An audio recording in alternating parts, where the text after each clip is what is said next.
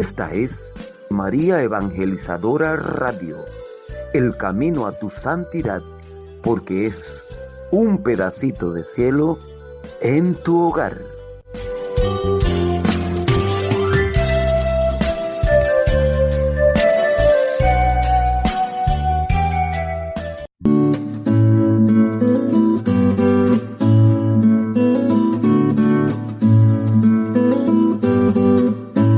María Evangelizadora Radio, un pedacito de cielo en tu hogar, presenta a continuación la hora de los testimonios.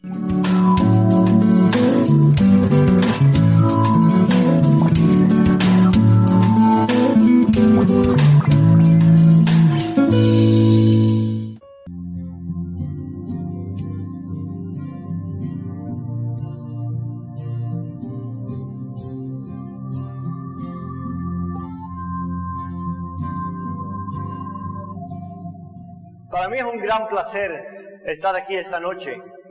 Tengo que acostarme. Soy cubano y llevo 45 años manteniendo este acento cubano en los Estados Unidos, así que si hablo demasiado rápido, cualquiera delante que no me escuche, saque la mano, que no voy a pensar que me está parando la policía, simplemente que afloje los frenos. En la última parte de mi vida, yo doy conferencias alrededor del mundo y últimamente me he estado enfocando en la manera de que cómo es que podemos ver a Dios y cómo vemos las circunstancias de nuestra vida, ¿no? Vivimos en un mundo hoy en día de que decimos de que hay una crisis en el hogar inmenso, ¿no? Tenemos un nivel de divorcio más alto en la iglesia que fuera de la iglesia. Tenemos una juventud con todas las oportunidades de la vida cometiendo suicidio, narcotráfico, acabando con su vida de una manera increíble.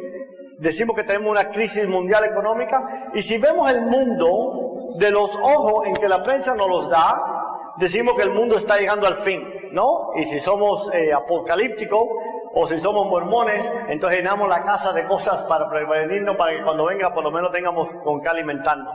Lo único malo es que no le gusta el vino. Una vez me dijo unos amigos míos mormones: tú tienes tu reserva de 3 años.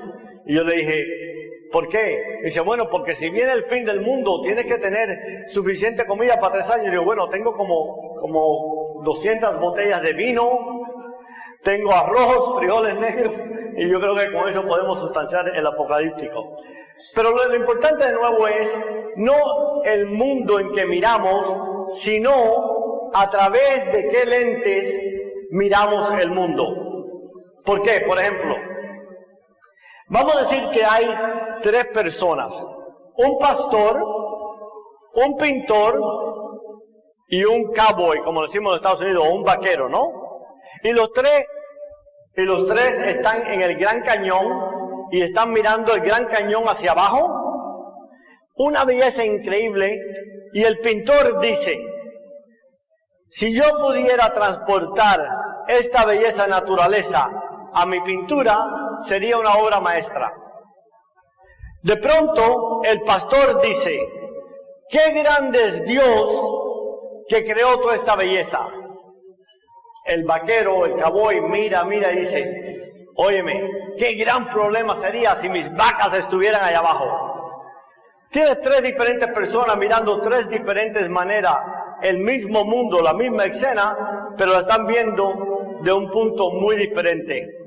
Y cuando yo hablo de eso, hablo porque cuando yo les haga un pequeño bosqueo de mi vida, uno se pregunta: yo trabajo con muchos jóvenes, y tú ves la vida de esos jóvenes, y tú dices: el final de esa vida es un muchacho que va a terminar en la cárcel, va a terminar en una pandilla, va a terminar muerto, va a terminar drogadicto. No, un hogar roto, no padre, madre alcohólica, criado en la calle. Y tú lo ves y dices: no, ese es el fin de ese muchacho.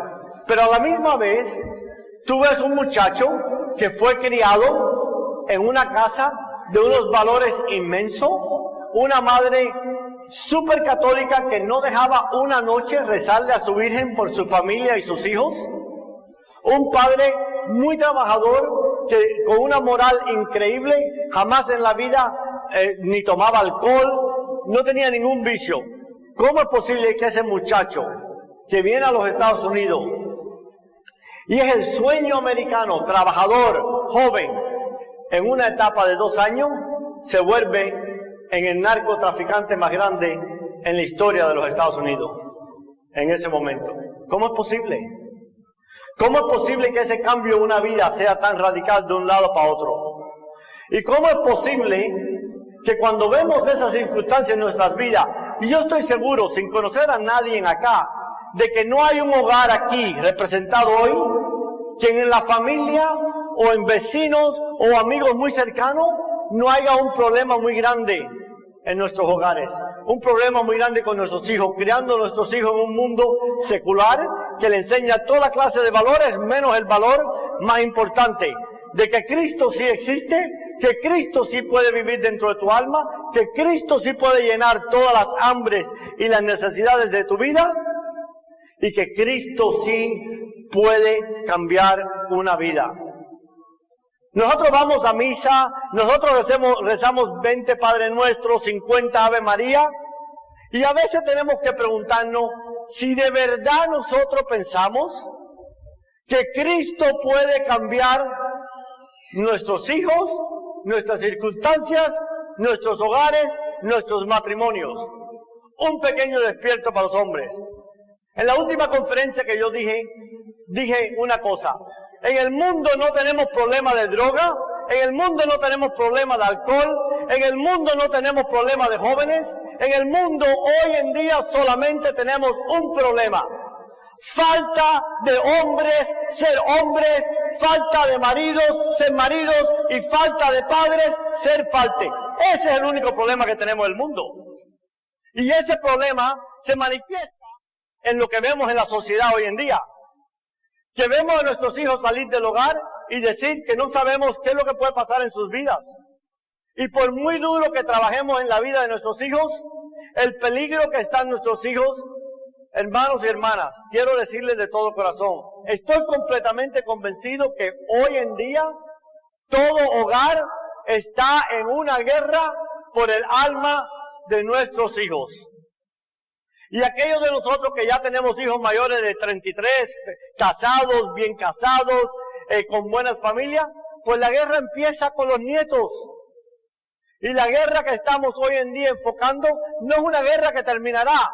Es una guerra que terminará solamente cuando Cristo reine en nuestros corazones, en nuestros hogares, en nuestras familias, en nuestro trabajo, y cuando Cristo regrese. Pero es una guerra que podemos ganar. No es una guerra que hemos perdido. Yo vine de Cuba a la edad de 10 años, criado en un hogar donde mi padre era una de las familias más ricas de Cuba. No nos faltaba nada, pero tenía una madre que amaba tanto a Dios que decía de que ella no iba a permitir que su hijo creciera en un país donde Dios no existía. Y mi padre, que era un católico normal, ¿no? Un católico común, era muy bueno en llevarnos a la iglesia, dejarnos, y nunca estaba tarde para recogernos. Iba a misa sin falta, en Pascuas y en las fiestas más importantes. Pero un hombre de muy buenos ejemplos, muy grandes moral. Nunca vi a mi padre jamás en mi vida decir una mala palabra. Jamás vi a mi padre tomar en nuestro hogar. Jamás vi a mi padre no llegar a la casa. Sin embargo, pues para él decía que su fe era una cosa entre él y Dios. Pero mi madre no. Mi madre era de este tamañito, no sé cuánto es en metro porque yo pienso en pies, pero yo le digo a todo el mundo que Dios fue tan inteligente que cuando creó a mi madre la creó de ese tamaño. Porque si mi mamá fuera un poquito más grande, fuera la terrorista más grande que Dios ha visto en este mundo. Mi madre pues luchaba y eventualmente en el año 1966, uno de 3 eventos cataclísmicos en mi vida, que definió mi vida, mi madre decide de que ya nos vamos y nos dieron la salida para salir de Cuba. Nosotros estábamos en el aeropuerto, lo único que podíamos tener con nosotros era el pantalón, la camisa, un par de zapatos. Y de pronto ya cuando nosotros éramos los últimos de abordar el avión, yo veo a mi papá viniendo, discutiendo con mi mamá, y mi mamá llorando, y mi mamá me coge la mano, y me coge la mano de mi hermano y la de mi hermana. yo tenía 10 años, mi hermano 9 y mi hermana 5. Y mi madre me dice, mijo, vete para Miami, que Dios va a ir contigo.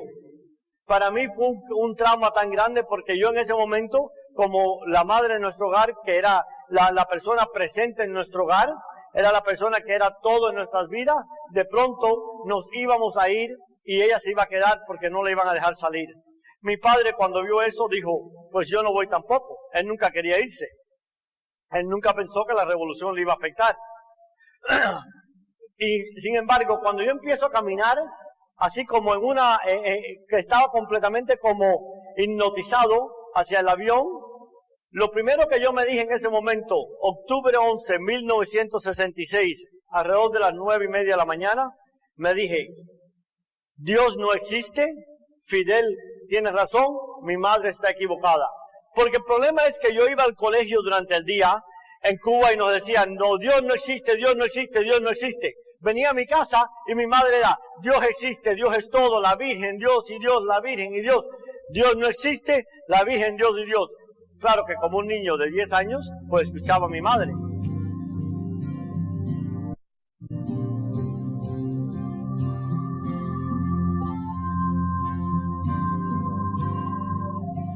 A los 18 años fui auditor federal y a los 19 años estaba encargado de toda la verificación y destrucción de la moneda nacional. A los 20 años me gradué de la Universidad de Miami, segundo en mi clase, y para mí mi vida ya estaba empezando. De pronto viene mi primer profesor de contabilidad y me dice, Jorge, yo me acabo de mudar para Miami de Michigan, no hablo inglés, no hablo español. Yo le dije el otro día, di una conferencia en Connecticut y le dije a los gringos, señores, le voy a decir algo, el idioma del cielo es español. Purgatorio simplemente significa español 101. Si ustedes gringos aprenden español van a poder pasarse. ¿Por qué Jesucristo le dijo al ladrón en la cruz, hoy vas a estar conmigo en purgatorio, hoy vas a estar conmigo en paraíso? Porque hablaba español. Si no, tenía que ir para el purgatorio, aunque estuviera al lado de Cristo. Pero los gringos todavía no han aprendido eso. Llevo muchos años enseñándole. Bueno, el amigo mío me dice, si vienes a trabajar para mí, yo te doy oficina, te doy secretaria y todas las cosas que un joven graduado de la universidad sin ningunos fondos para poder realizar, se me abrió el cielo. Y así fue. El primer cliente que fui a trabajar para él era un pequeño supermercado del tamaño de un oso, ¿no? Era más o menos como este cuadrado. Y yo iba todos los lunes, y estamos hablando en el 1976. Yo iba todos los lunes y yo encontraba 200, 300, 400 mil dólares. Y yo miraba las estanterías y yo veía la misma lata de sopa llena de polvo y yo decía, pero Dios mío, ¿de dónde están sacando esta gente este dinero? Yo no sabía nada de la Biblia en ese versículo donde dice que Jesucristo multiplicó, le dio de comer a 5,000 personas con 3 pescados y 2 panes. Porque si yo hubiera sabido eso, yo digo, no, pero Jesucristo, no tienes nada con estos colombianos. Increíble, la misma lata de sopa sigue ahí y 400 mil dólares todos los lunes. Y no me daba de cuenta de mi inocencia hasta que ya un día me siento con ellos y les digo, mira, hay una ley de contabilidad muy fácil. Inventario se compra, inventario se vende. Aparentemente ustedes están vendiendo mucho, pero desafortunadamente no veo que hayan comprado nada. La misma venta, aquí en esta tienda no entra nadie. Y ellos me miraron y me dijeron, mira, vamos a ser honrados contigo, Jorge. Nosotros somos narcotraficantes. Imagínense el shock para mí, un muchacho que nunca en su vida había probado alcohol, nunca en su vida había fumado, nunca en su vida había tomado ninguna clase de droga, de pronto darse de cuenta que estaba trabajando para un grupo de narcotraficantes. El shock fue tan grande que me duró como 27 segundos.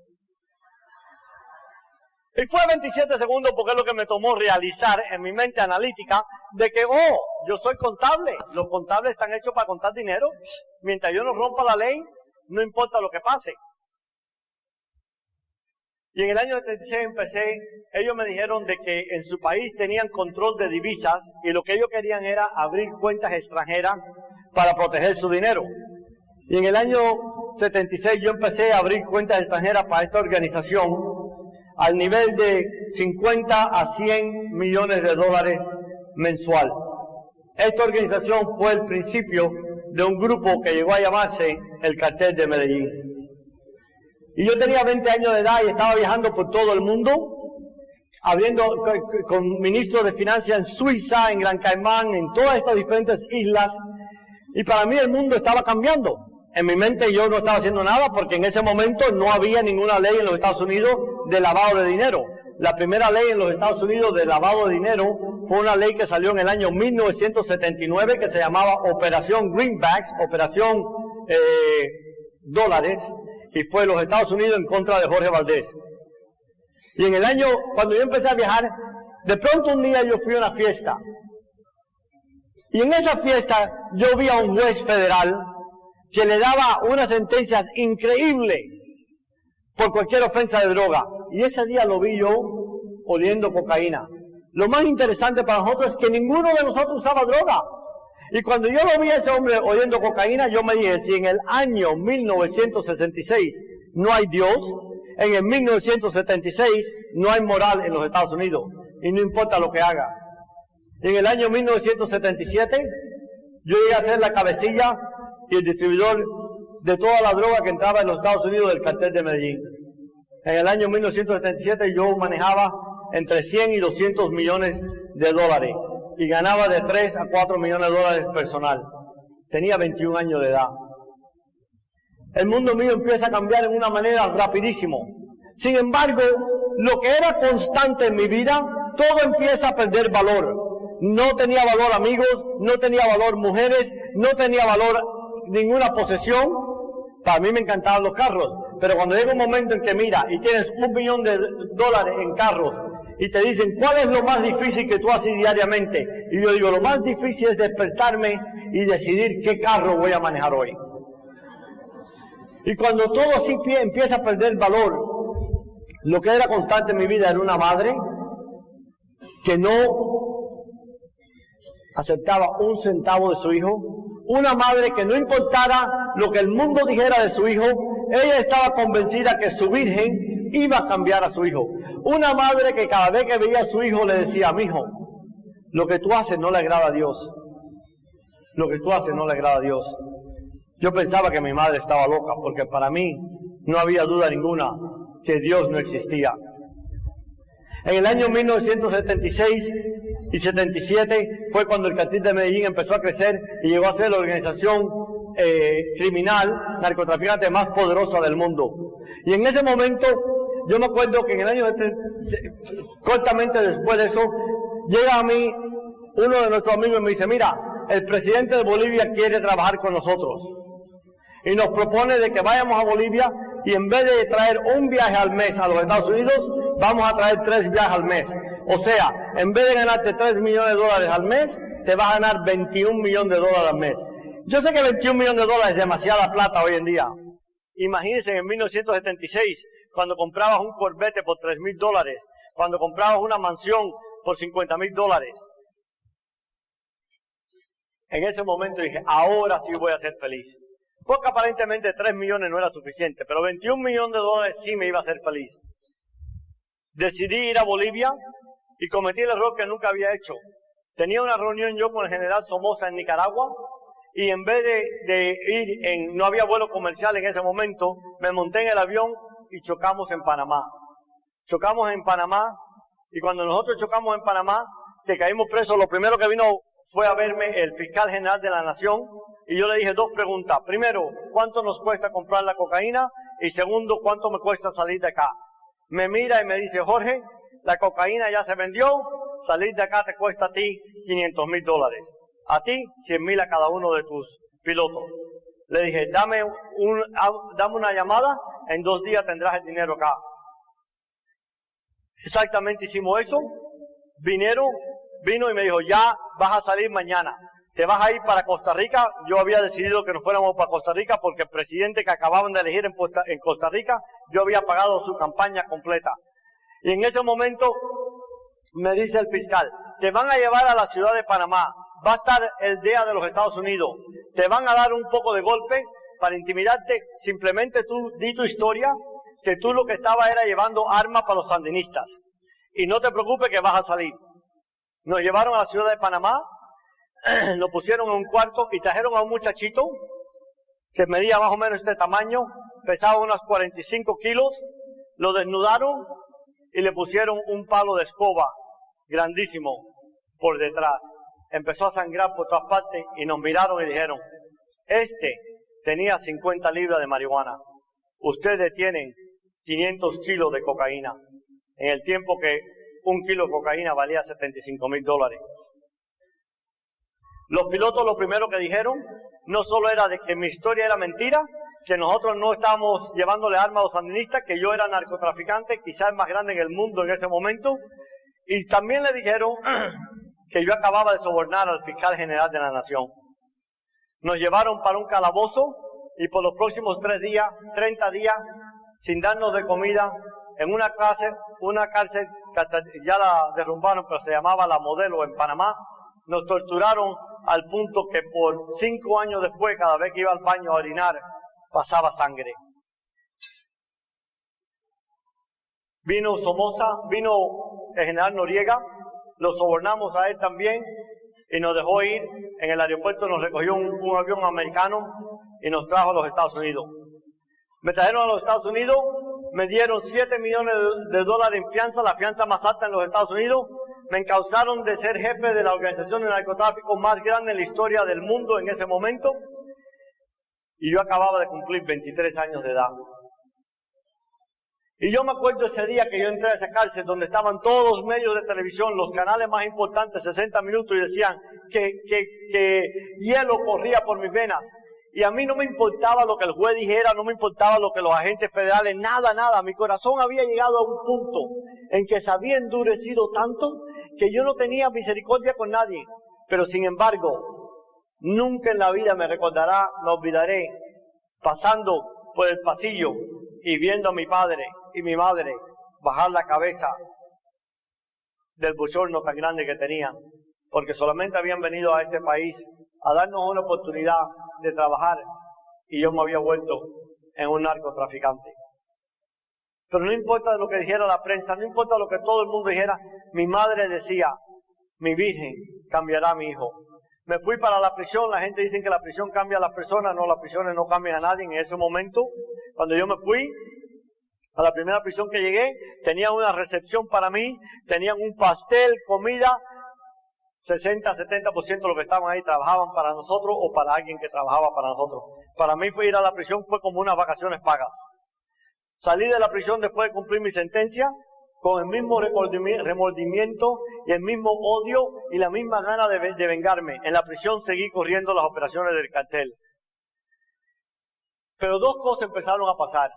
El primer evento que pasó fue una noche, en este momento, en el año 85, en 85 en Miami, se formó un problema muy grande de que se unieron unos narcotraficantes con unos jefes de policía de homicidio y formaron un grupo y empezaron a secuestrar a las familias de los narcotraficantes. Entonces ellos pararían a mi mamá y dijeron, señora, en un carro de policía hay un problema con su licencia, venga, y se la llevaban.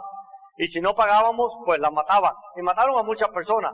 Entonces, tú te puedes imaginar la escolta que yo tenía todo alrededor de la casa de mis padres. En medio de la noche, un día, a las 2 de la mañana, me llama uno de los guardaespaldas y me dice, Jorge, tú tienes que venir y ver lo que acaba de pasar. Ustedes no se pueden imaginar en ese momento qué significaba a mí a las 2 de la mañana escuchar que algo había pasado en casa de mis padres. La movilización de guardaespaldas, la movilización de gente, parecía que estábamos invadiendo a Irak. Porque lo que pasaba por mi mente es, o compraron a los guardaespaldas, o secuestraron a mi mamá, o secuestraron a mi papá, o qué es lo que está pasando. Llegamos allá, y lo que había pasado es que mi madre, como todas las noches, ella salía a rezarle a la Virgen. Los guardaespaldas le decían, señora, nosotros podemos llevarle la Virgen adentro, usted rece con la Virgen, acompañe a la Virgen, y después que termine con la Virgen, la ponemos en el patio donde usted la ha tenido 25 años. Mi madre, cabezona, decía que de ninguna manera iba a dejar eso. Y esa noche era como la 1 de la mañana y todavía estaba afuera rezando de que su Virgen y su Dios cambiaran el corazón de su hijo.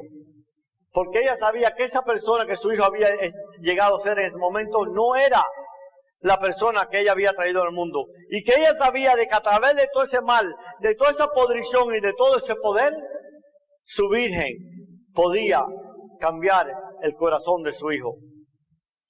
Mi mamá decidió esa noche, cuando trataron de forzarla de que fuera para la casa, estaban pintando la casa de ella y cogió un galón de pintura y la echó en el parabrisas de los carros de los guardaespaldas. Y yo me acuerdo esa noche que cuando yo llegué y vi lo que era, yo corrí lleno de furia, personas con ametralladora a todo alrededor de la casa, y entré y mi madre estaba en el cuarto rezando y era como las 2:30 de la mañana. Y dije, mami, ¿qué es lo que te pasa? Tú estás loca. ¿Tú no entiendes que lo que estás haciendo va a resultar que te maten o que yo mande a matar 100 personas? Y mi madre me miró en los ojos ese día con la calma más grande del mundo y me dijo, mijo, si yo muero, tú eres el que me mataste. Porque, mijo, lo que tú haces no le agrada a Dios. A mí me entró una furia por dentro que yo la miré y dije, mami, ¿por qué sigues con esa estupidez de que Dios no existe? ¿Dónde estaba Dios cuando te dejaron en Cuba por 1 año y medio y nosotros vinimos a los Estados Unidos a pasar hambre? ¿Dónde estaba Dios cuando tú llegaste y tenías cáncer en la garganta y estuviste en cama por 3 años? ¿Dónde estaba Dios cuando yo tuve que ser esposo, padre y todo a mis hermanos a la edad de 10 años? Mami, Dios no existe. ¿Tú necesitas a Dios? Yo te voy a enseñar. ¿Qué puede hacer Dios? Querer lo que quiera, yo también. Comprar lo que quiera, yo también. Dios tiene el poder de vida y muerte, mami, yo también. ¿Tú sabes qué? Yo soy Dios. Y lo triste fue que llegó un punto en mi vida en que verdad yo creía que yo era Dios. Y no era porque un día me levanté y me miré en el espejo y dije, ¡ay, Dios mío, qué hermoso tú eres! Debe ser que Dios parece como tú. No, es que la sociedad, en vez de decirme que lo que era un narcotraficante, que lo que era un perverso, que lo que era las cosas más horrorosas del mundo, no, me halagaban, me levantaban, me idolatraban y me hacían sentir como Dios. Pero mi madre nunca se rendía. Después de ese evento, como a los 3 meses, yo iba a California todas las semanas, y ese día yo me recuerdo que era un martes y yo me levanto, me sentí de lo más bien, desayuné y me fui para el avión. Y cuando fui a montarme en mi avión, empecé a vomitar. Y empecé a vomitar y a vomitar. Entré a la terminal y me empezó a dar diarrea. Y estaba, que me salía por todo, hasta por las orejas me salía casi. Y yo me acuerdo que yo le digo a mi guardaespaldas, mira, Eduardo, era mi mano derecha, yo no puedo ir. Vete tú porque voy a vomitar en ese avión. Vete tú y yo voy la semana que viene. Él me dio un beso, mas nunca lo vi. Mas nunca lo vi porque había un contrato en mi vida y lo mataron. Yo no llegué y lo mataron a él en vez de a mí. No sé que había un contrato en mi vida. Todas las mañanas yo me levantaba, yo me acostaba con una 9 milímetros debajo de mi almohada y una ametralladora Uzi al lado de mi cama. Lo triste de esto fue que ese contrato vino de alguien que yo ayudé a criar su familia. Pero yo me acuerdo que ese día cuando fuimos a enterrarlo, su hijita tenía 2 años y medio. Yo la había bautizado hacía 6 meses. Y me dice, padrino, mi papi se fue con Cristo. Y fue la primera vez en mi vida, desde octubre 11 de 1966, que las lágrimas salieron de mis ojos. La primera lágrima que salió de mis ojos fue porque me dije, primero, si hay un Cristo en este mundo, lo que estamos haciendo no nos va a llegar allá. Pero peor que eso, cuando mi hijita de 2 años le va a decir a alguien que su papi se fue a estar con Cristo y nunca la fuera a ver. Porque hermano y hermana, yo estaba convencido diariamente que salía de mi casa que ese día iba a morir. Y lo más triste de todo es que dentro de mi alma, el vacío tan grande en mi vida, aunque era un hombre que tenía que presidentes se arrodillaran de uno, el hombre que salía con la supermodelo más bella del mundo, el hombre que tenía una flota de aviones, de carros, que vivía en una mansión de $15 millones en ese año, donde todos los lugares que salía agua eran de oro. ¿Cómo era posible que ese hombre, lo que más deseaba en la vida, era la muerte? Porque el vacío fue tan grande que en mi vida, si eso es todo lo que el mundo tenía que ofrecer, yo no tenía razón por qué vivir. Eso me tomó muchos años de mi vida llegar a esa realización. Pero yo me acuerdo que eventualmente 2 meses, 3 meses después, Yo tenía una fiesta ese fin de semana, estaba en mi rancho y en media noche, como a las 2:30, 1 de la mañana, me llama el jefe de seguridad y me dice, Jorge, ¿tú no crees lo que te voy a decir? Y le digo, ¿qué pasó? Y me dice, tu ex esposa acaba de dejar a tu hija en la portada. Cuando yo tenía a mi hija, yo nunca tenía mujeres, no tenía nadie alrededor de mí. Le dedicaba solamente el tiempo a ella. Pero esa noche, esa semana no me tocaba a mí.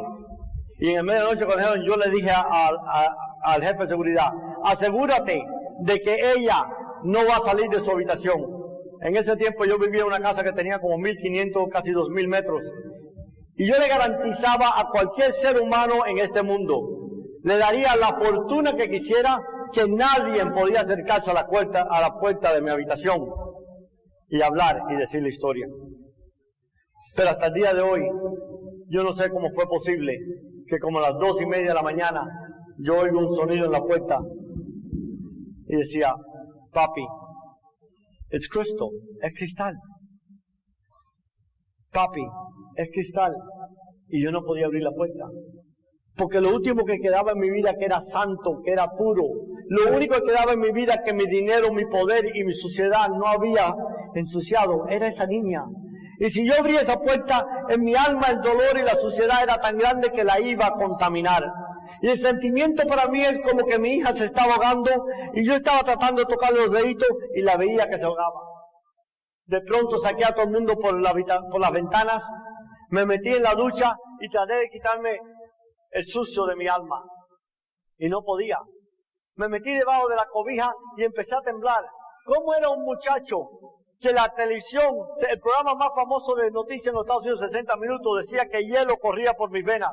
Un muchacho que no le tenía miedo a nada, un muchacho de que podía ver a quien fuera pasando lo que fuera y no me conmovía en lo más mínimo. De pronto me daba unos escalofríos que no podía pararlo. Pasó como una hora y cuando ya yo veía que ya ella había parado de tocar, yo dije, ya se fue a dormir. Salí afuera a tomar agua y ella estaba en el piso llorando. Cuando yo vi a mi hija en el piso llorando, yo dije, mi vida va a cambiar hoy. Y yo no sabía cómo iba a cambiar mi vida. Lo único que yo sabía es que si yo iba hacia el norte, yo tenía que ir hacia el sur. Yo me recuerdo llamar a mi madre en el medio de la noche y nada más decirle, mami, ya terminé. Ella entendió claro que yo le decía. Y me recuerdo que ella le decía a mi padre, Cristo escuchó mis oraciones. Y yo decía, está loca, esto no tiene que ver con Cristo, cristal sí, pero Cristo no tiene que ver en esto. Pues yo pensaba.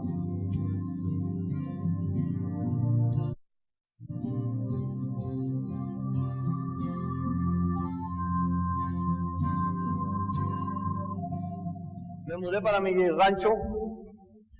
Pensé que me quedaba poco tiempo de vida porque desafortunadamente era miembro de una organización que el plan de retiro no era muy alargado, ¿no? Pero pasaron ciertas cosas en la vida, al cual, gracias a Dios, todavía estoy hoy acá. Una de ellas es que la organización de nosotros se fue en guerra contra el cartel de Cali y terminaron matándonos a todos. Quedamos 3 vivos. En ese momento yo me recuerdo de que yo decidí que iba a contratar un maestro de karate y fabriqué un salón de karate de lo más sofisticado con todas las cosas. Yo había hecho karate mucho cuando era joven. Y yo lo contrato a este karateca y el primer día que viene me estoy poniendo el uniforme, él se está poniendo el uniforme y me dice, te voy a enseñar sobre la espada. Y yo dije, verdad que yo sí soy un cubano inteligente. Escogí el mejor maestro de karate que hay. No vamos a perder tiempo tirando piñazos y tirando patadas. Vamos directamente a la espada, a las armas. A mí me encantan las armas y este chino va a traer una espada. Pero yo decía, ¿pero dónde está la espada?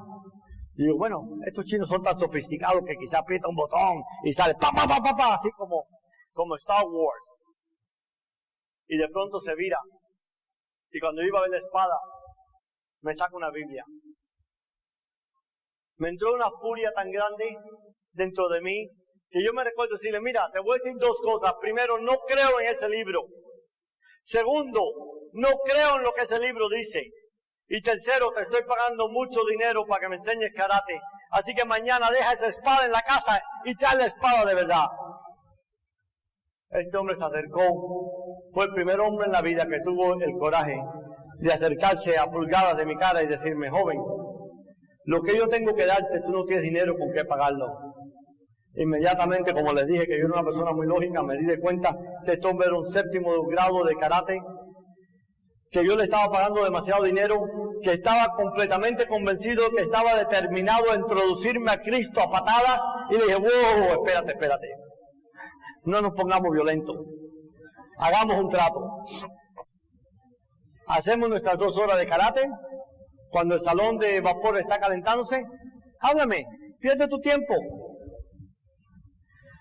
Y así fue, por 3 años. Por 3 años todos los días compartía a Cristo. Y todo el mundo me dice, ¿qué fue lo que dijo él que te convenció algún día? Yo digo, honradamente, absolutamente nada. Porque después que terminaba esas 2 horas de entrarme a patar, no me recordaba de nada. Pero sí hubo una cosa muy grande, que si mucho que yo le puedo decir hoy en día, recuérdense esto, y se habló un poquito antes. No fue nada de lo que me dijo que me convenció a mí, fue todo lo que yo vi. Hermanos y hermanas, nuestro caminar diario tiene la consecuencia de que una persona pase eternidad con Cristo o eternidad en el infierno.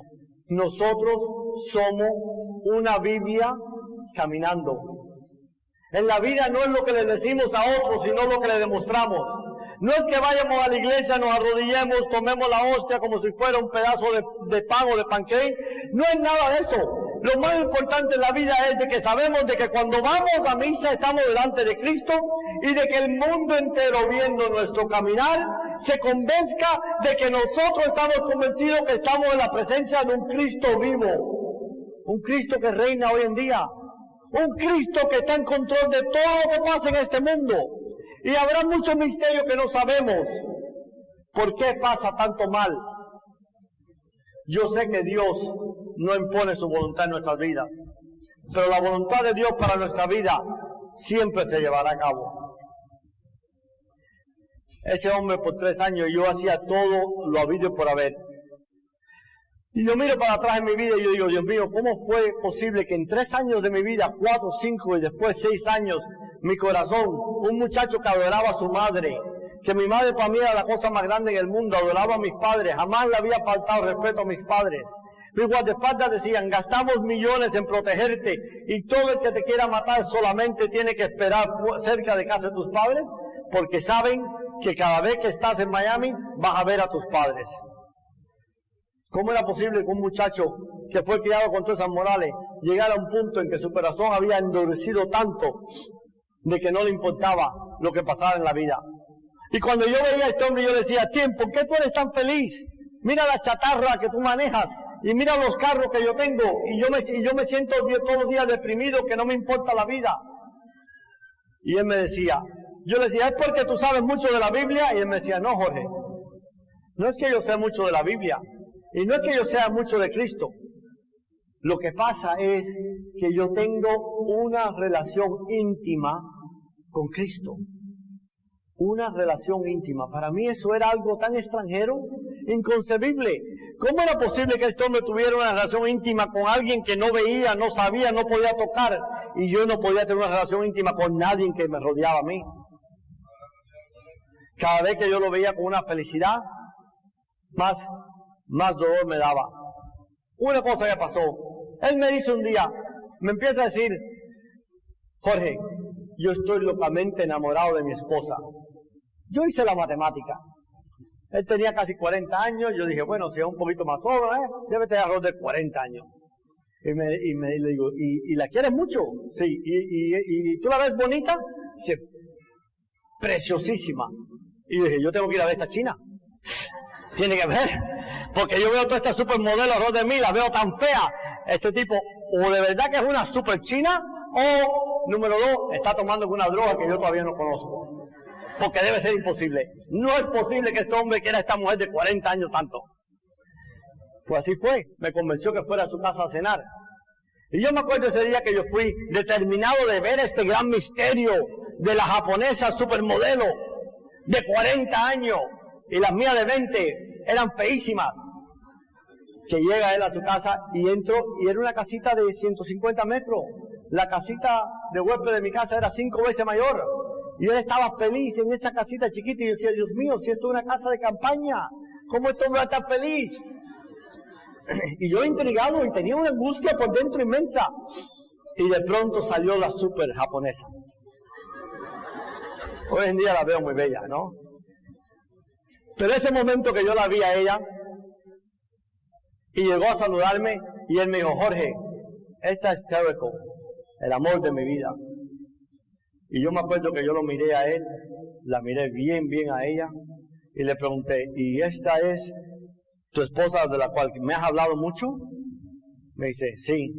¿Y esta es quien tú amas mucho? Y dice, tanto como hace 20 años que me casé con ella. Digo, pues, tú estás enfermo. Me viré y me fui. Es cómico, ¿no? Y parece, pero en ese momento en mi vida, eso era como que alguien me había metido un puñal. Porque ¿cómo era posible que este hombre estuviera tan feliz en esta relación? Y yo tenía todo lo que un hombre quería, no una, 10, 20, 30, y las odiaba todas. Un hombre que adoraba a su madre odiaba a las mujeres. Un hombre que no tenía valor para los carros, para nada. Y el hombre siguió enseñándome. Eventualmente, cuando mi libro salió, hubo una recepción muy grande en Miami, y la esposa me llama y me dice, quiero decirte algo que pasó, que nunca se lo he dicho a nadie. Era como 3 años que Tim iba toda la mañana a hablarte y a enseñarte karate. Y esa noche no podía dormir, y se levantaba y torcía y se movía, y yo le decía, mi amor, ¿qué te pasa? Y me dice, Terrico, no puedo ir más allá. Ese hombre es el diablo. Y yo, me dice ella, yo no sabía qué decirle. Lo único que yo le supe decirle es, Tim, escucha al Espíritu Santo. Y él me contestaba, ya lo escuché, y me dijo que me echara a correr lo antes posible. Tim, escucha al Espíritu Santo. Terrico, tú no entiendes. Si el anticristo viene, ya llegó, es el cubano eso en esa finca. Llevo 3 años hablándole y ese hombre ha ido de peor en peor. No ha avanzado ni una pulgada para adelante. Estoy perdiendo mi tiempo. Y así se fue determinado. Y él llegó, le tomaba como 1 hora llegar a mi finca. Y cuando él llegó, la portada abre, lo dejan, le verifican el carro que no tenga transmisores o cosas así. Y él dice que por primera vez en su vida arrancó el carro y avanzó y se paró el carro. Y me dice, jamás en la vida esto me pasó, jamás me ha vuelto a pasar. Pero fue la primera vez en mi vida que claramente escuché la voz de Dios decirme, Tim, ¿quién eres tú para rendirte con Jorge?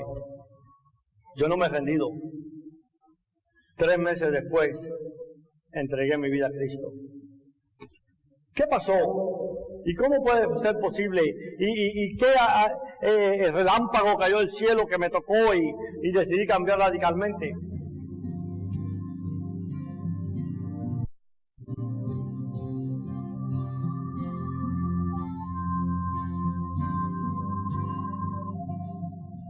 La Biblia dice que cuando un pecador se arrepiente, y supuestamente cuando un sumo pecador, hay ángeles cantando y cosas así, tremenda fiesta. Posiblemente, ¿no? Algún día cuando lleguemos allá vamos a ver si es verdad. Pero honradamente no escuché ningún ángel, ninguna campanita, y en verdad mi vida empezó a ir de mal en peor. ¿Qué pasó? 3 meses después de entregar mi vida a Cristo, me arrestaron. Me arrestaron de nuevo por las cosas que había hecho la primera vez. Porque el gobierno no resistía de que ya, aunque ya yo llevaba 4 años y medio retirado, el gobierno no resistía de que yo estuviera retirado con todos esos millones de dólares. Y yo me acuerdo que me arrestan en un estado que se llama Missouri y me llevan a Alabama. Y cuando llego a la oficina del fiscal, me dice el fiscal, señor Valdés, es muy fácil lo que le voy a decir. Mucho dinero, poco tiempo. Poco tiempo, mucho dinero. Mucho dinero, poco dinero, mucho tiempo. Y yo le digo a ella, ¿y usted sabe cuánto yo tengo? Y me dice ella, no, honradamente no sé, pero sí sé quién sabe. Salió afuera, abrió la puerta, entraron 4 agentes con maletas que llevaban 5 años de su vida, hasta contando cuánto papel de inodoro se gastaba en mi casa. Yo me recuerdo de que ese día que yo decido entregarle todo al gobierno americano, yo me voy para mi celda. Primero, me había costado la noche antes multimillonario con tanto dinero que nunca lo podía gastar. Ahora me iba para una celda sin tener un dólar para comprar un caramelo, sin tener un dólar para llamar a mi casa a ver si mi padre todavía estaba vivo, que hace 3 meses le dijeron que le quedaban 6 meses de vida. Y ni un dólar para averiguar si alguien se había enterado qué había pasado con mis hijos, porque mi esposa se desapareció por 3 años y medio con mis hijos y no supe de ella por ese tiempo. Pero yo me acuerdo de que en una celda bien fría me acuesto y de pronto un papelito me cae en la celda y es un papelito de una Biblia de bolsillo pequeña. Y en ese papelito, en el libro de Hebreos 11, había subrayado un versículo que decía: regózate en las confiscaciones de tus bienes, porque tengo cosas más grandes para ti en este mundo. Hermano, hermana, fue el primer día en mi vida que yo me di de cuenta que sí había un Dios, que yo me di de cuenta de que mi vida tenía un propósito muy grande. Y no era porque sabía que iba a salir. Terminé pasando 11 años de mi vida en la cárcel federal.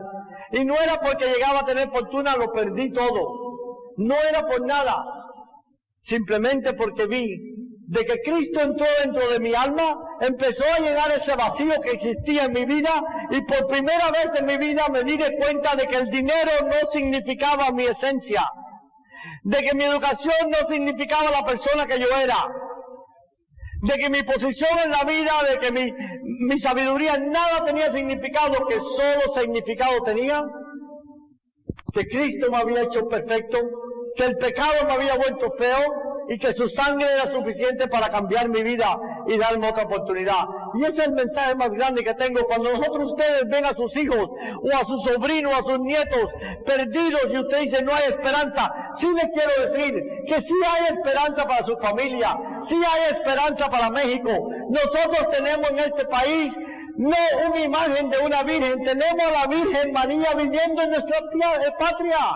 ¿Cómo que no va a haber imagen? Porque la misma Virgen que cuando el mundo decía que Jorge Valdés no tenía salvación, cuando el mundo decía que hielo corría por las venas, cuando el mundo decía de que yo lo que tenía que morir 100 misiones, mi madre decía que su Virgen iba a cambiar a su hijo.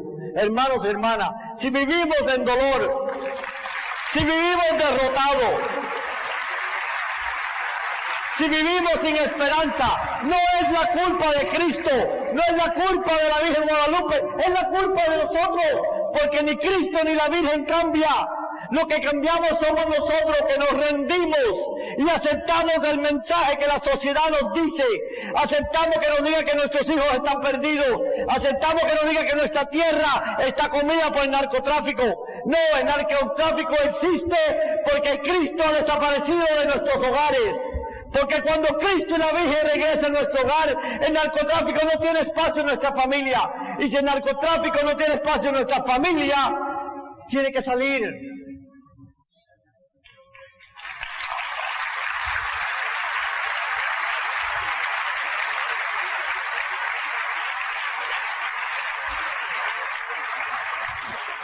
Yo quiero decirle que mi vida, después de eso todo fue una panacea.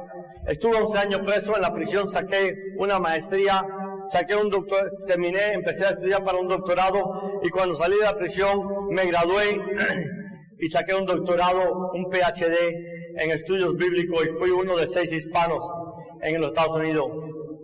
Y cuando dicen de que Cristo no puede cambiar las almas, ¿cómo es posible que este muchacho que en un momento llegó a ser un narcotraficante, un muchacho perdido por la sociedad y adorado, también cuando Cristo entró en mi vida, llegué a ser consejero del presidente de los Estados Unidos? De la cárcel a la Casa Blanca. Cristo puede transformar nuestra tierra. Cristo puede transformar nuestros hijos. La guerra no empieza matando a todos los jefes de los carteles. Los pueden matar a todos y salen otros peores. La guerra la ganamos, hermanos y hermanas, en nuestro hogar. La guerra la ganan los hombres decidiendo, hoy es el día que voy a reclamar mi hogar. Hoy es el día que voy a ser el esposo que Dios me creó hacer. Hoy es el día que voy a ser el padre que mis hijos quieren. Ya estoy cansado de esas historias de que hoy trabajo tan duro para darle a mis hijos este futuro, para darle una buena educación, para darle esto. Eso es bobada. Nuestros hijos no necesitan nada de eso. No digo de que no es bueno, pero lo que nuestros hijos necesitan es un padre que viva en el hogar, un padre que le dé amor, un padre que le enseñe a ser hombre, un padre que le enseñe a ser esposo, para que cuando la hija se case y el marido la vaya a tratar mal, diga, no, tú no me puedes tratar así, porque mi padre no trata a mi madre así. Cuando nuestro hijo vea cómo su padre trata a su madre, nuestro hijo tratará así a su esposa. Sí hay esperanza, Cristo sí vive, la Virgen Guadalupe reina en nuestra tierra, hermanos. Y no importa lo que la prensa diga, no importa de unos perdidos, no importa el mal que digan, no se enfoquen en el mal que nos dice el mundo, enfóquense en el bien de que Cristo está sobre toda la tierra. Y si Cristo puede cambiar a Jorge Valdés, Cristo puede cambiar a cualquier ser humano. Cristo no ha cambiado, hermanos y hermanas. La Virgen Guadalupe no ha cambiado. Dejemos de cambiar nosotros, dejémonos de rendirnos, recuperemos nuestros hogares, nuestros hijos, nuestra tierra y le daremos un mejor futuro y le daremos lo que nuestros hijos anhelan por tener, que es el amor de un padre que no le habla de Cristo, sino que le demuestra a Cristo. Dios le bendiga, hermanos.